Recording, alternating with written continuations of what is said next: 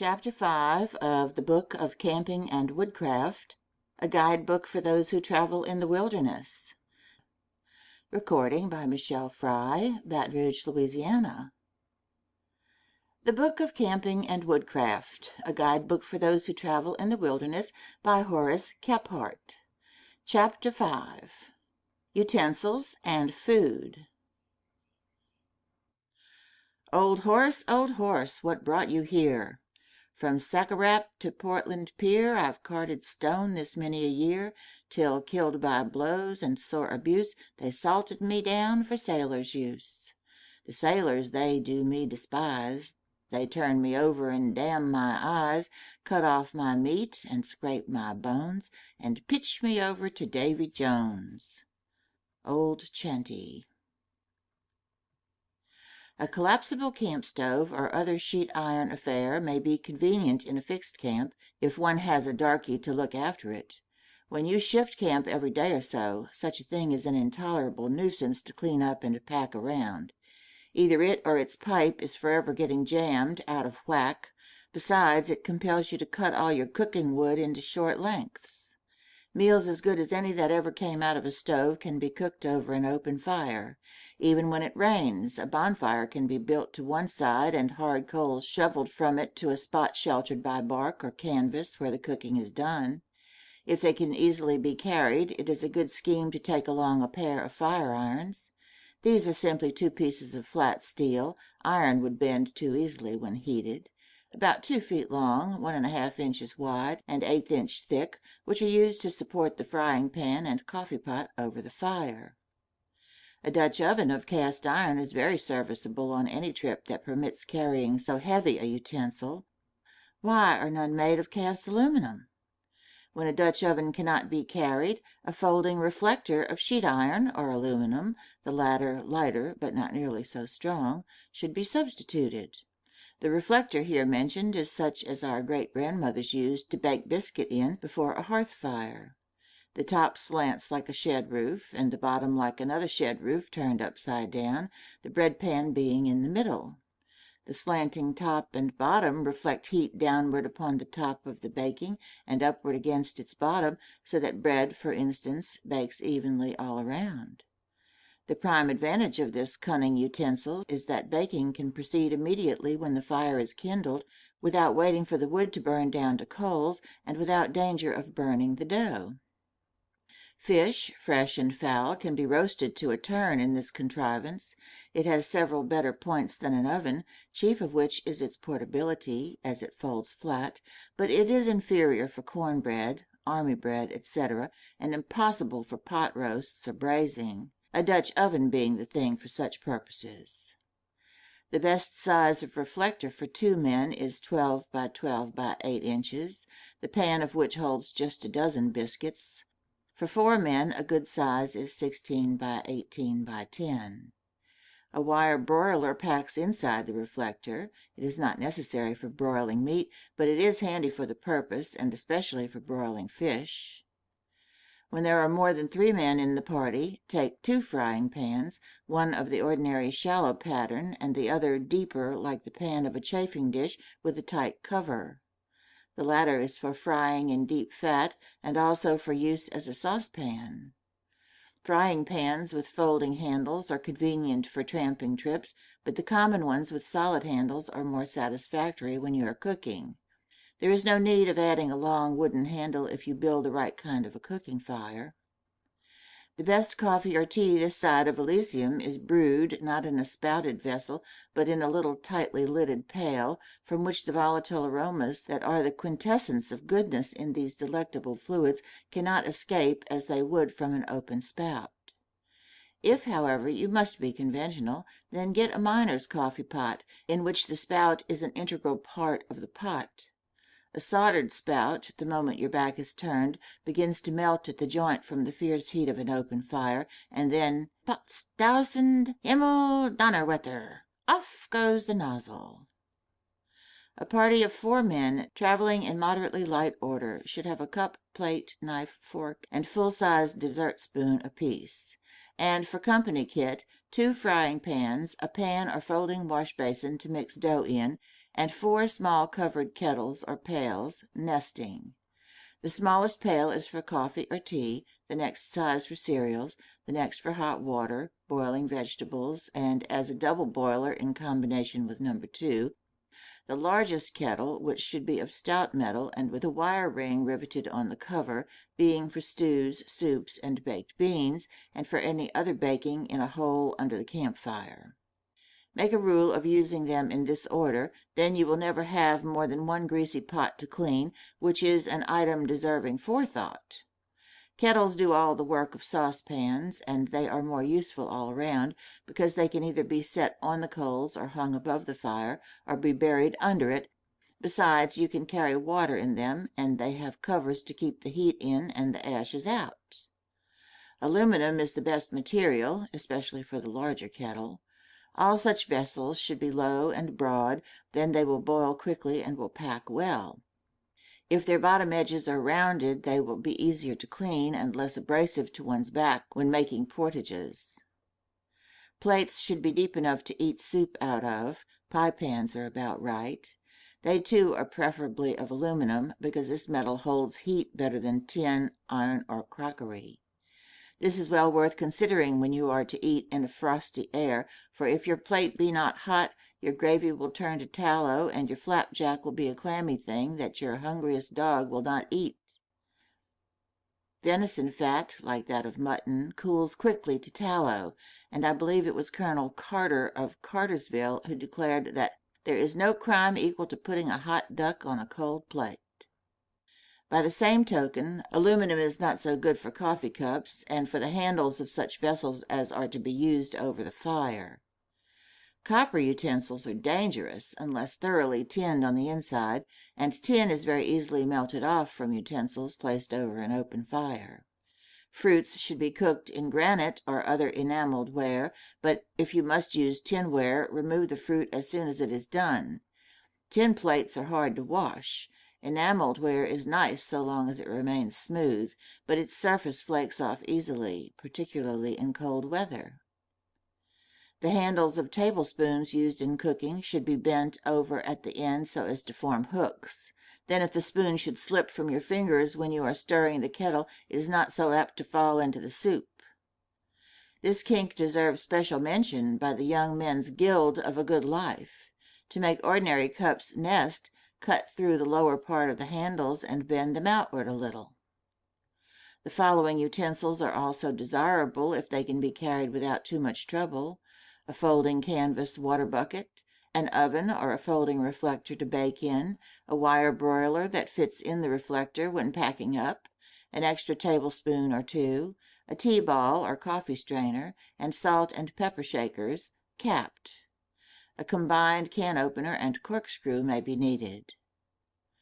A party going into fixed camp can add to the above equipment at its discretion, but it is unwise to add much unless a hired cook goes along, for every utensil must be washed frequently, and there is no chore that the human male so cordially despises and so brazenly shirks as dishwashing. Take as few dishes as you can well get along with, and keep them clean. Dirty dishes lying around are even worse nuisances in camp than they would be at home, for the woods have 24 kinds of flies and doodle bugs to the city's 1, so I repeat, go light in pots and tableware. Plates, trenchers, wash basins, baskets, even cups, buckets, and barrels can be made out of bark and withes so as to be very neat and clean. Directions how to select materials for the purpose and how to rig them up will be given in another chapter. When transportation is easy, it pays to pack the bread, bags of flour, etc., in a tin wash boiler or 2, which are wrapped in burlaps and crated. These make capital grub boxes in camp, securing their contents from wet, insects, and rodents. Ants in summer and mice at all times are downright pests of the woods, to say nothing of the wily coon, the predatory mink, the inquisitive skunk, and the fretful porcupine. The boilers are useful, too, on many occasions, to catch rain water, boil clothes, waterproof and dyed tents, and so forth. After all these things have been done in them, they are properly seasoned for cooking a burgoo. In a summer camp of the glorified picnic order, wooden plates are always useful, saving much washing and being convenient for side dishes, but in a paper birch country they are superfluous. No matter how lightly one travels, he should carry several yards of cheesecloth.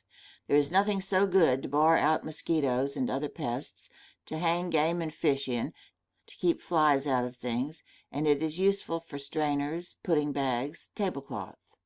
There may come warm days, even late in the fall, when the flies will come out and blow your venison if it be unprotected.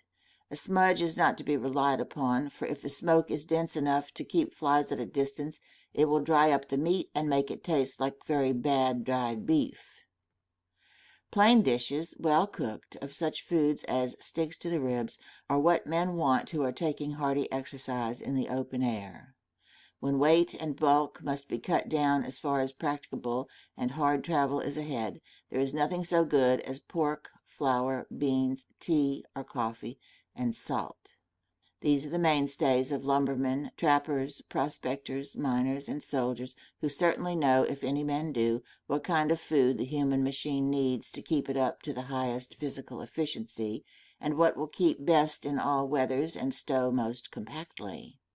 Anything added to these staples is a luxury, to be carried or not, according to one's means of transportation. Many things that we crave in town would rank as baby foods in the woods, and rightly so, for they will not do to climb hills with, chop trees, paddle canoes, tote burdens, nor will they sustain the wilderness hunter from dawn to dusk.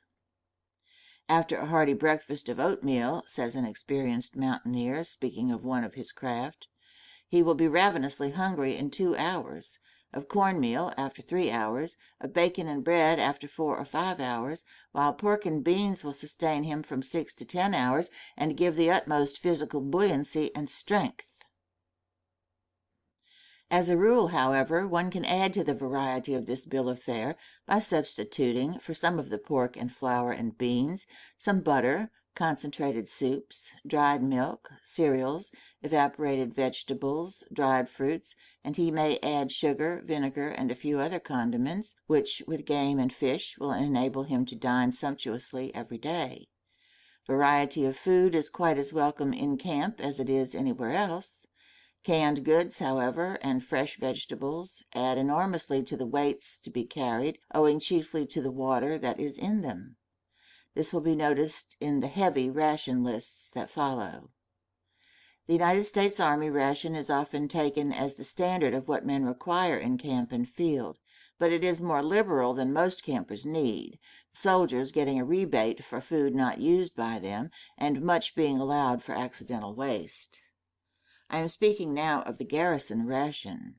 The Army travel ration, which consists only of bread, canned beef, canned baked beans, roasted coffee, and sugar, amounts to 268-100 pounds of solid food for one person one day.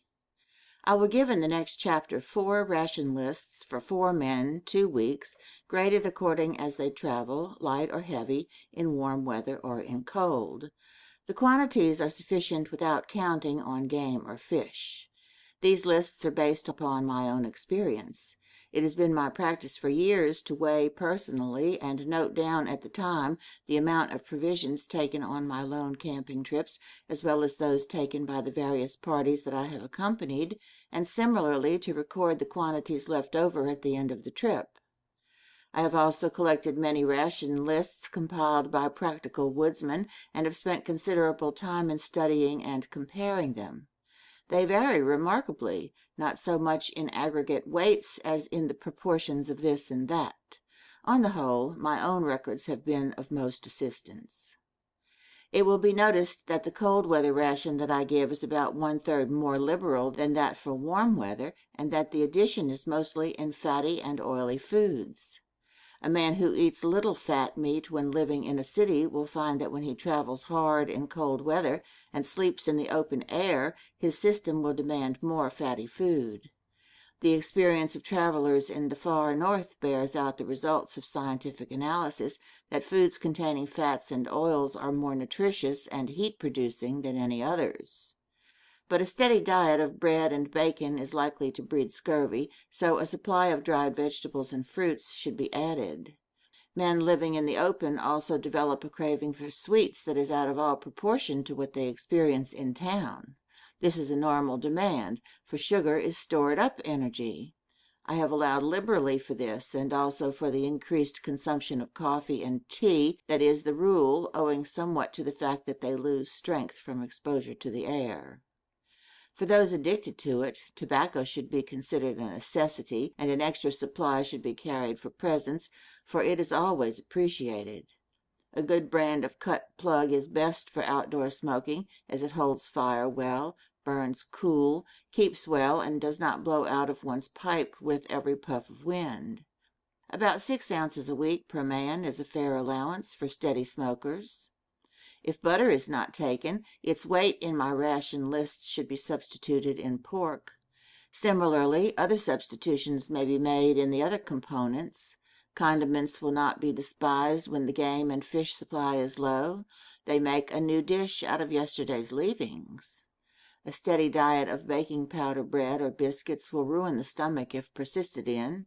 Bread can be raised with yeast powder or lungwort, or by the sourdough process. Otherwise, one should vary his diet with unleavened bread of cornmeal or flour. Self-raising flour is more likely to spoil than plain flour, and it will not do for thickening, gravies, dredging, etc. Flour and cornmeal should be sifted before packing. Ham will keep, even in warm weather, if packed in a paper bag so as to keep out flies. It will keep indefinitely if sliced, fried, or boiled, and put up in tins with melted lard poured over it to keep out the air. Meat of any kind will quickly mold if packed in tins from which air is not excluded. Butter will keep well in a hot climate, with flavor little impaired, if thoroughly boiled, skimming off the scum as it rises, till the melted butter is clear as oil, and then soldering it up in canisters. Another method, borrowed from the Indians, is to melt it with slippery elm bark in the proportion of a dram of the latter to a pound of butter, keeping them heated together a few minutes, and then straining off the fat. A frying fat superior to lard is made by melting together over a slow fire equal parts of lard and beef suet, and packing in a covered pail or pry-up tin. It has a higher melting point than lard, and tastes better than plain lard or bacon grease. Ground coffee should be put up in small tins. If in large canisters, it will lose strength rapidly from repeated exposure to air. On trips of more than 3 weeks, it is better to carry the green berries, roast them in the frying pan, and pulverize by pounding in a bag. Tea is more bracing than coffee. Cocoa and chocolate have high nutritive value. Canned meats do well enough for a quick luncheon now and then, but are unwholesome and unappetizing for a steady diet. Canned corned beef, however, makes passable hash. Some smoked herring and dried codfish might be substituted for some of the meat. Ordinary canned soups are mostly water, yet condensed soups. Soup from the raw materials can only be made in fixed camps, as it takes at least half a day to prepare. I have added canned consommé to the heavy ration list because it is an ideal soup stock for campers. Without good stock, it is impossible to make a good soup, and it is seldom that men in the wilderness have both the material from which to make it and the time to spare. Many campers carry beef extract in the fatuous hope of using it in soup stock or for beef tea, but it has neither the flavor of soup stock nor any nourishment whatever.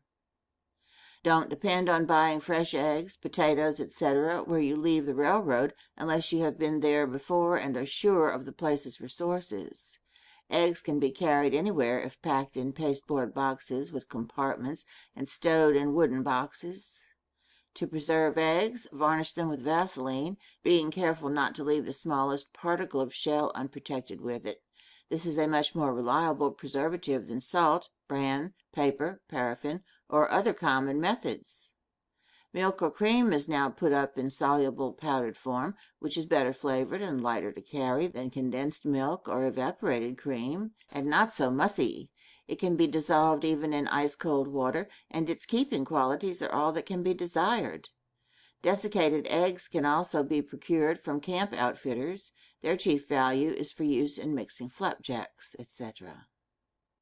In a small box or basket, carry separately enough food for the meals to be eaten while traveling from the railroad to the first camping ground. It will save unpacking en route.